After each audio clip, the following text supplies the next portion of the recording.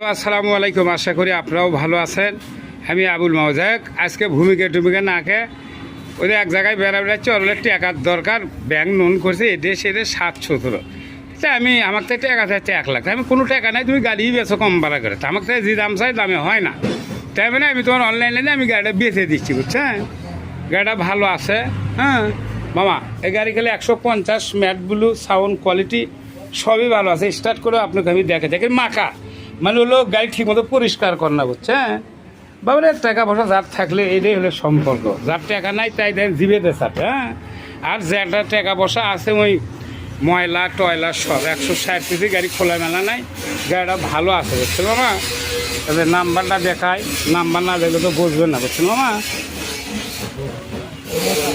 মামা এদের নাম্বারটা দেখেন, নওগাঁয়ের নাম্বার, বুঝছেন? এদের 11 66।